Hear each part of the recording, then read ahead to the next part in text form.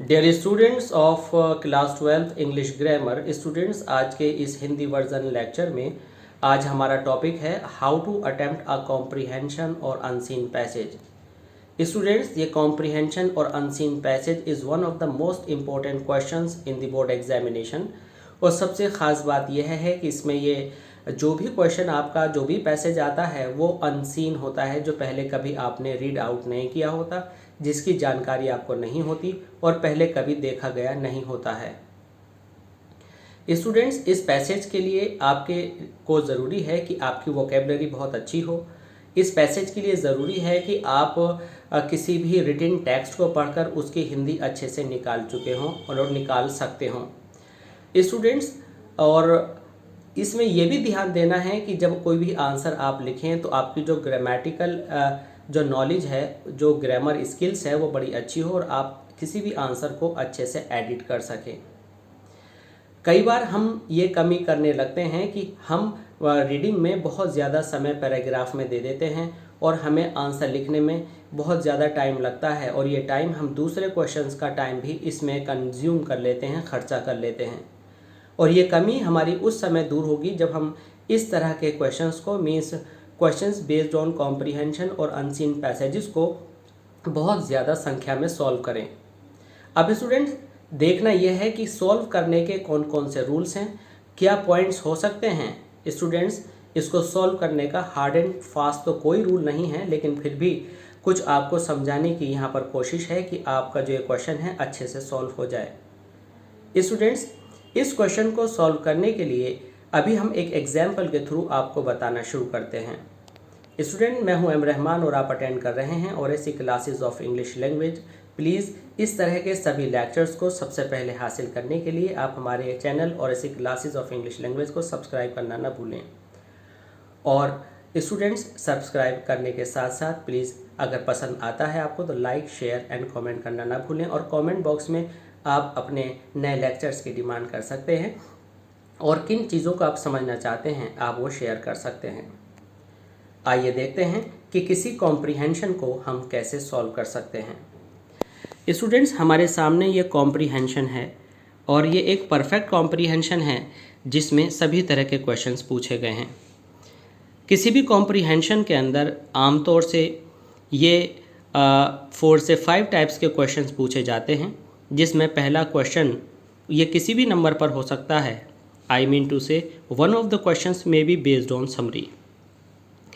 Right a summary of the passage given above.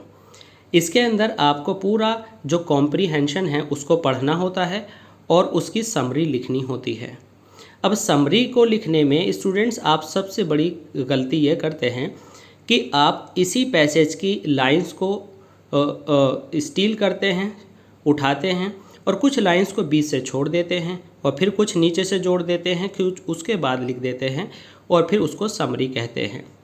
Student, summary का मतलब किसी भी इंफॉर्मेशन को कट करना नहीं है।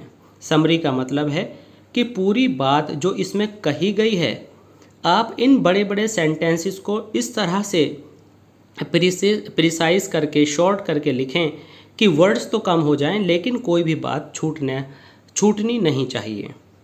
कोई भी मेन पॉइंट इस कॉम्प्रीहेंशन का छूटना नहीं चाहिए। और आपने सिंथेसिस और जो ट्रांसफॉर्मेशन सीखे हैं वो इसमें आपको अप्लाई करने हैं। कई बार 2 सेंटेंसेस को जोड़कर एक सेंटेंस बनाना होगा, साथ साथ उनके वर्ड्स कम करने होंगे, क्योंकि जो समरी है वो इस पूरे पैसेज की 33% होनी चाहिए, 1/3 होनी चाहिए। समरी पैसेज से बड़ी या पैसेज के बराबर नहीं होनी चाहिए, क्योंकि समरी का मतलब है कि हम शॉर्ट में लिख रहे हैं और जब हम शॉर्ट में लिख रहे हैं तो उसकी वर्ड लिमिट पैसेज की लिमिट से ज़्यादा पहली बात है होनी ही नहीं चाहिए।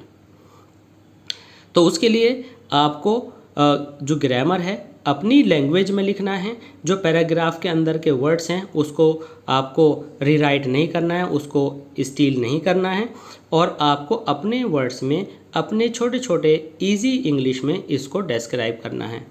उसके लिए सबसे पहला काम है कि आप इस पैराग्राफ को, इस अनसीन को, इस कॉम्प्रीहेंशन को बिल्कुल अच्छे से डिटेल में तसल्ली से समझकर पढ़ें और ये जान लें कि वह कौन सी बात है जिसको राइटर फोकस करते हैं, उसको एम्फसाइज करते हैं कि किस बिंदु को इस पर उठाया गया है, किस बात को लेकर इस पर डिस्क्राइब किया गया है और वो मेन पॉइंट कौन कौन से हैं, ये आपको जान लेना है।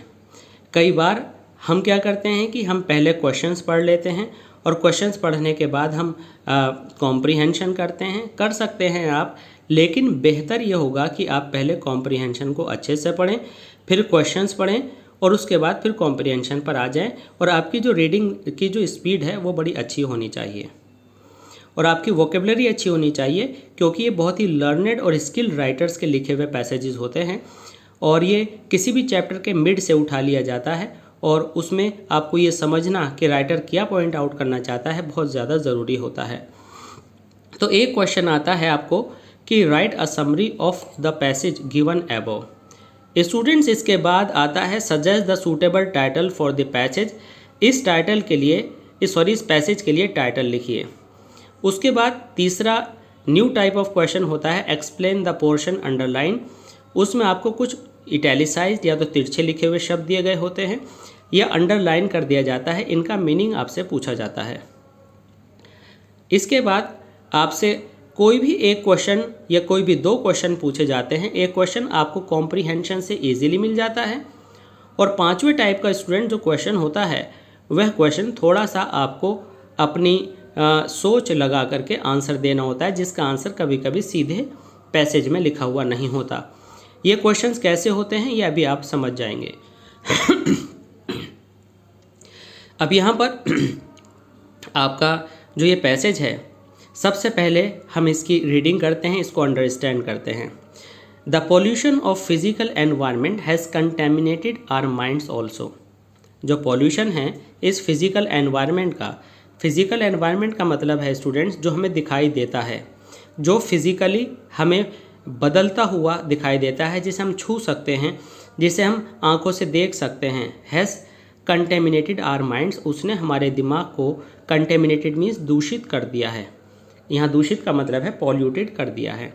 अब स्टूडेंट्स इस बात को हम आपको समझाते हैं कि इस लाइन का मीनिंग क्या है। इस लाइन का मतलब यह है कि जो हम अपने इर्द गिर्द का माहौल देखते हैं, फैशन परस्ती देखते हैं, ठीक है, और दूसरी बहुत सारी ऐसी खराबियाँ या अच्छाइयाँ देखते हैं, उनका हमारे माइंड पर असर होता है। और यहाँ पर जो राइटर बात कर रहा है वो बात कर रहे हैं कि जो भी हम कंटेमिनेट तो ख़राब चीज़ें करेंगी, जैसे माने कि हम फैशन की अंधी दौड़ को देख रहे हैं, हम मटेरियलिज्म भौतिकवाद की अंधी दौड़ को देख रहे हैं, हम देख रहे हैं कि दूसरे लोगों की अच्छी बाइक्स हैं, अच्छे मकान हैं, तो ये फिजिकल एनवायरनमेंट है, तो वैसा ही हम बनने की कोशिश करते हैं। और जब हम वो बनने की कोशिश करते हैं तो फिर हम चोरी जैसे नेगेटिव एक्टिविटीज़ में जुड़ जाते हैं। तो इसका मतलब ये हुआ pollution of physical environment has contaminated our minds also. It means बाहर का जो भौतिक परिदृश्य है, जो वातावरण है, वह हमारी सोच पर असर डालता है और हमारी सोच को दूषित कर देता है। The simplicity and innocence of the days of your, और जो साधारणता थी, जो सिंपलिसिटी थी और जो मासूमियत थी, द योर पुराने दिनों की, are not to be seen, वह अब दिखाई नहीं देती।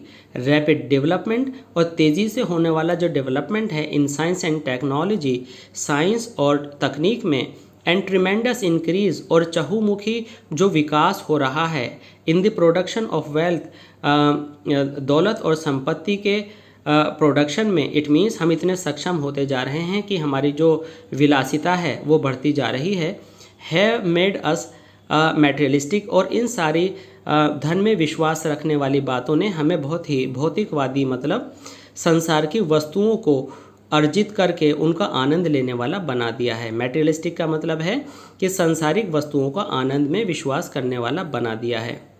Materialism has rather overpowered us, और मटेरियलिज्म हम पर ओवर पावर्ड हावी हो गया है। इस लाइन को देखेंगे, मटेरियलिज्म हम पर हावी हो गया है।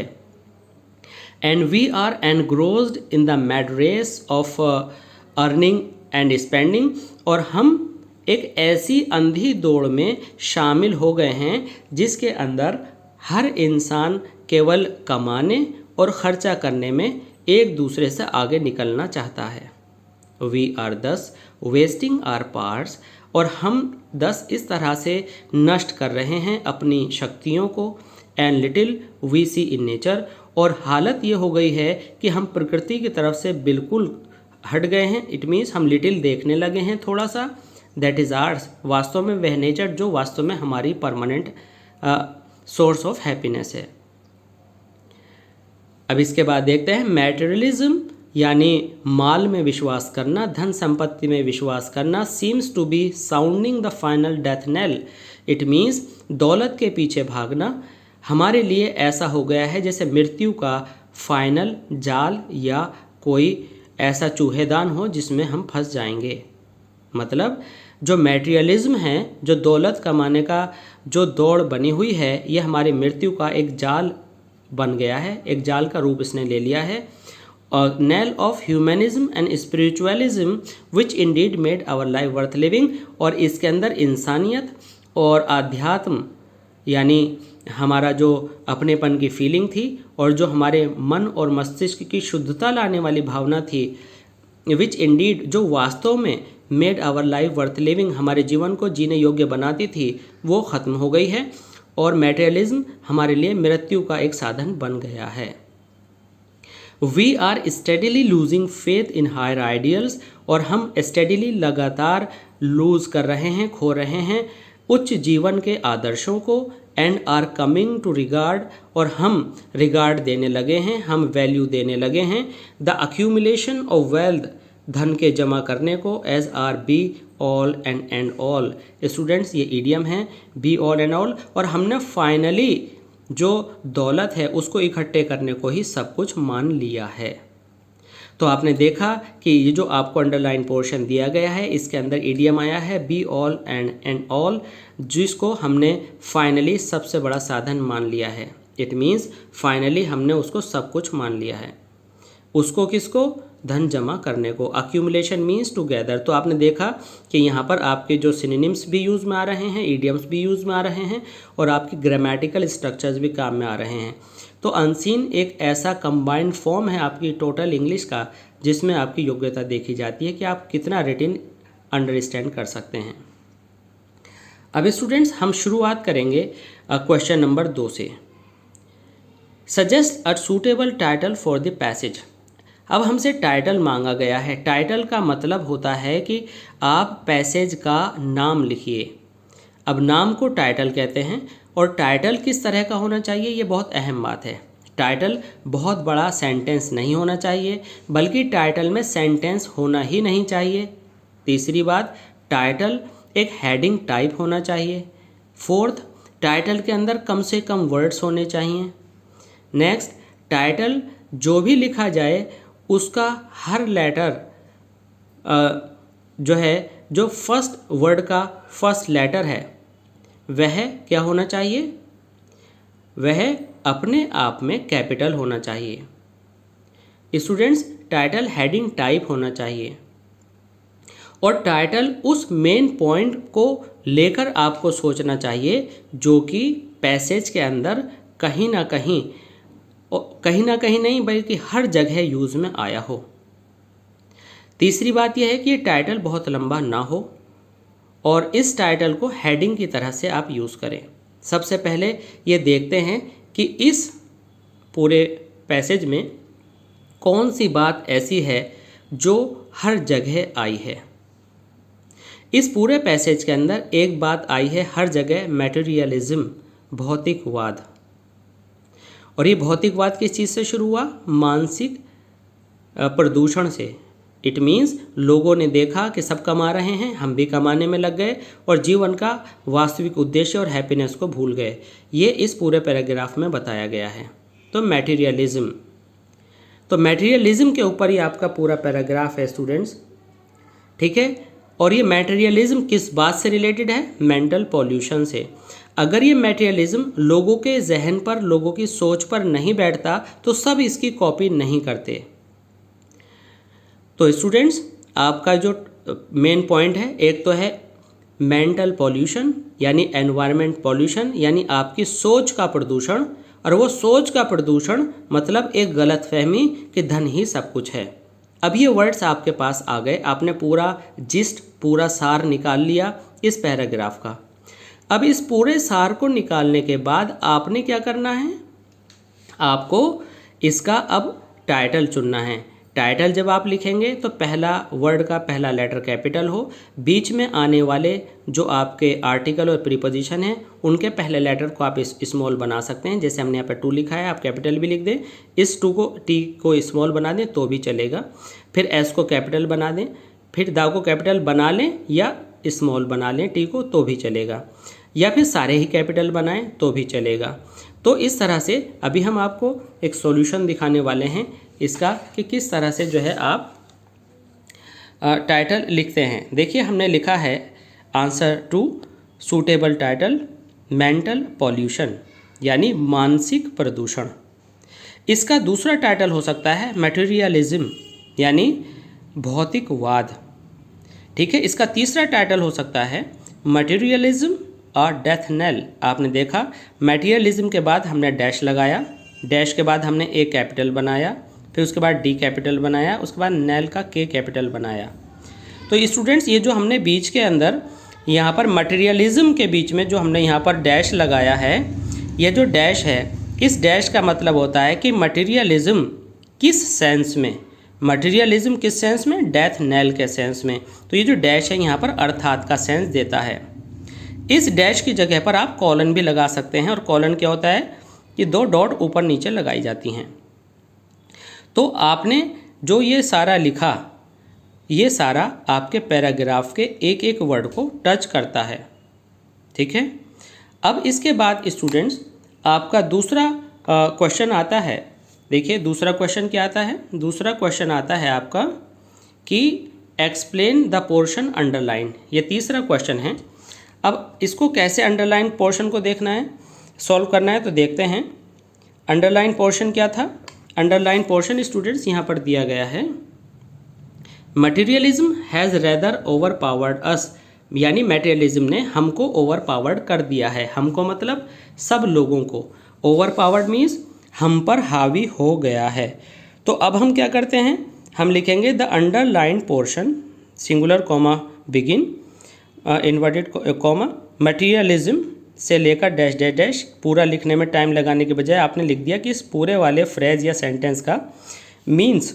अगर स्टूडेंट ये छोटा पार्ट है तो आप मीन्स के बाद फिर दोबारा से इन्वर्टेड कॉमा बिगिन और क्लोज करके एक वर्ड में उसका मीनिंग लिख देंगे।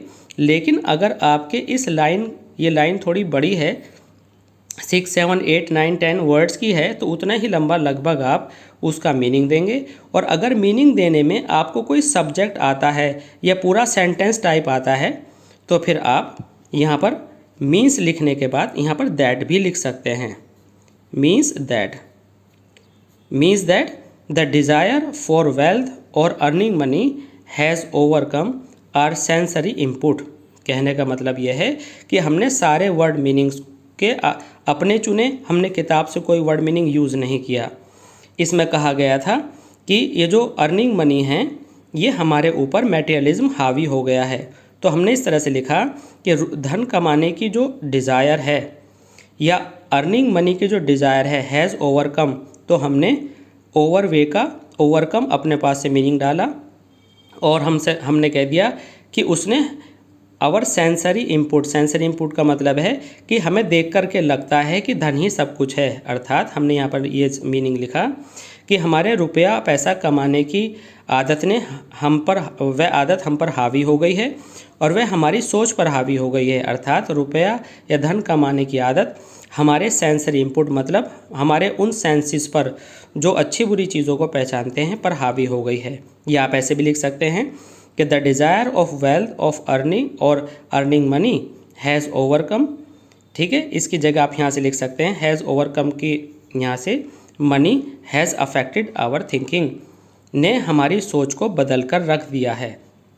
चूँकि हमारा सेंसरी इनपुट अगर बदल गया है स्टूडेंट्स, तो इसका सीधा सीधा क्या मतलब है, इसका मतलब है कि इसने हमारी सोच को बदल दिया है। इसके बाद हमारा दूसरा जो अंडरलाइन पोर्शन है वह है accumulation of wealth as are be all and all, और रुपया जमा करना ही हमारे लिए सब कुछ बन गया है।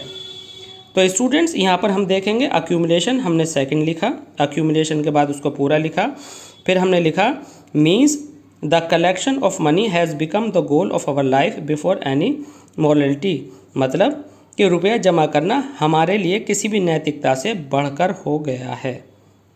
तो हमने इस तरह से बहुत ज़्यादा लंबे वर्ड्स ना करके, देखिए जितनी लेंथ लगभग इसमें दे रखी थी, थोड़े से वर्ड्स बढ़ा करके हमने उसको इतना ही बड़ा लिखा है। इसमें कई लाइंस हमें यूज़ नहीं करनी है और ना ही इसको बहुत लंबा हमें बढ़ाना है। स्टूडेंट्स, इसके बाद आता है जो कि पैराग्राफ बेस्ड क्वेश्चन है और आसान होता है। What has contaminated our minds, तो एक आंसर आपको पैराग्राफ से ही मिल जाता है। हमारे माइंड को किसने कंटेमिनेट कर दिया है?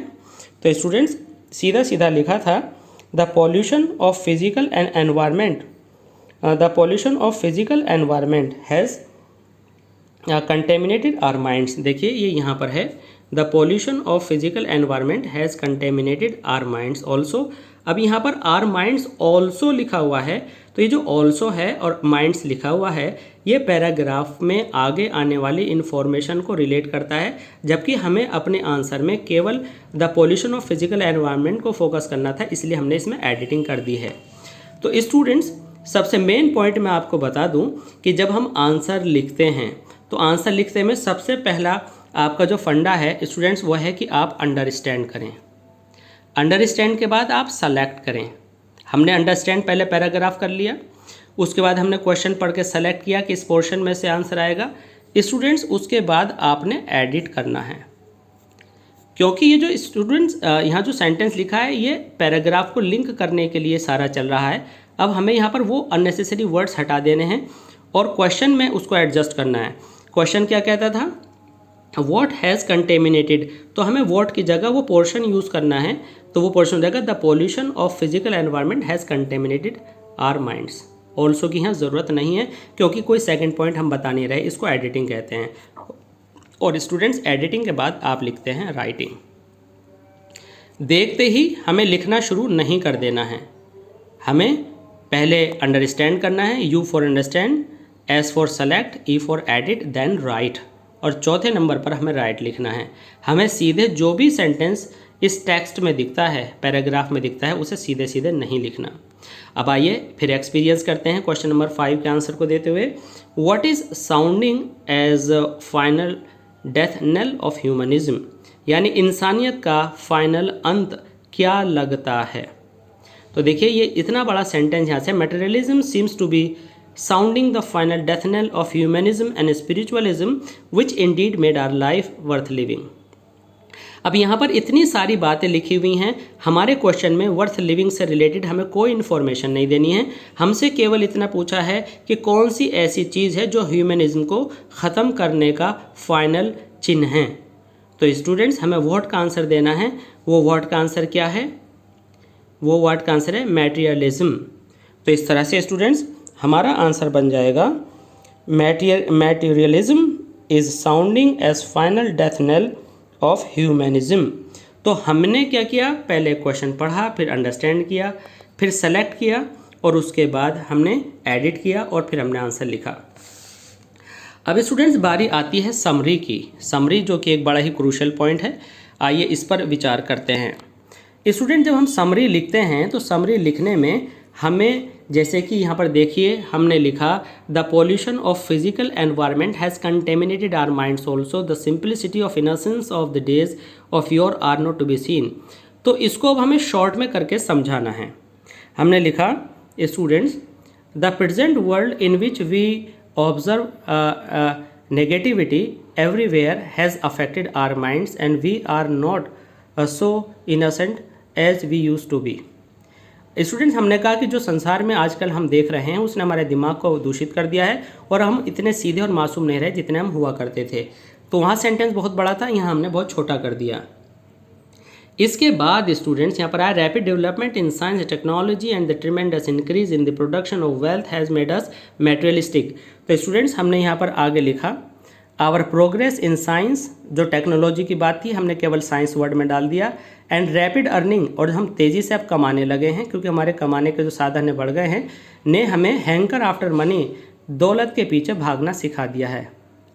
It has made us mad, इसने हमें पागल बना दिया है। वी हैव नेग्लेक्टेड नेचर, जैसे कि अभी वहाँ पर आया था कि हम नेचर जो कि हमारी वास्तविक रिसोर्स ऑफ हैप्पीनेस है को छोड़ दिया है, तो हमने यहाँ पे शॉर्ट में लिखा we have neglected nature our source of real happiness.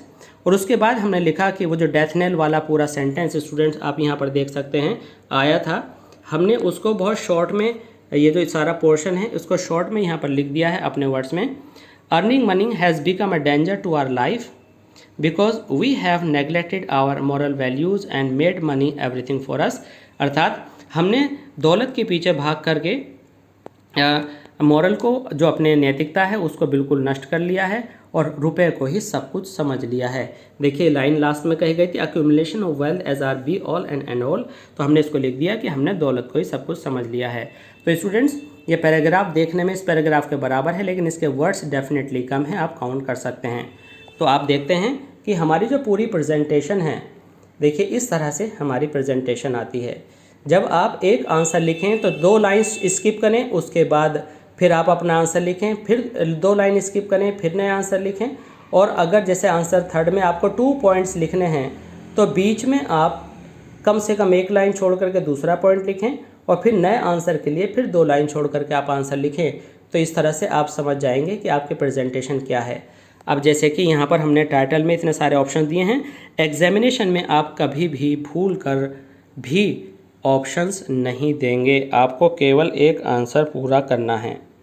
तो स्टूडेंट्स आई होप कि हमारे ये एफर्ट्स आपको अनसीन पैसेज सॉल्व करने के लिए बहुत ही हेल्पफुल साबित होंगे। प्लीज़ यू कंटिन्यू प्रैक्टिसिंग, आप लगातार जारी रखिए और केवल नियम सुन लेने से आप सफल नहीं हो सकते। आपकी वोकेबलरी अच्छी होनी है, आपकी रीडिंग स्पीड अच्छी होनी चाहिए, and even after all that you must take less time. आपको बहुत ज़्यादा टाइम इसको रीडिंग और सॉल्व करने में नहीं लगाना है, नहीं तो आपके पास ऐसे लिखने का टाइम नहीं बचेगा। आपको लगातार वर्क करना है और लगातार प्रैक्टिस करनी है, जिससे कि आपकी रीडिंग और कॉम्प्रिहेंशन स्किल्स अच्छी हो जाएं। आई होप आप ऐसा ज़रूर करेंगे and I wish you a successful student in your examination. Students please अगर आपको ये लेक्चर अच्छा लगा हो और आपके लिए बहुत यूज़फुल रहा हो तो प्लीज़ लाइक करना और शेयर करना मत भूलिएगा और कमेंट बॉक्स को अपनी प्रॉब्लम सॉल्व करने के लिए यूज़ करना मत भूलिएगा। आपके सजेशंस और आपके लिए जो आपकी रिक्वायरमेंट है उस पर लेक्चर आपके कमेंट बॉक्स के आधार पर हम आगे जारी रखेंगे। देखते रहिए और ऐसी classes of English language and please subscribe कीजिए हमारे चैनल को और ऐसी क्लासेस ऑफ इंग्लिश लैंग्वेज। धन्यवाद।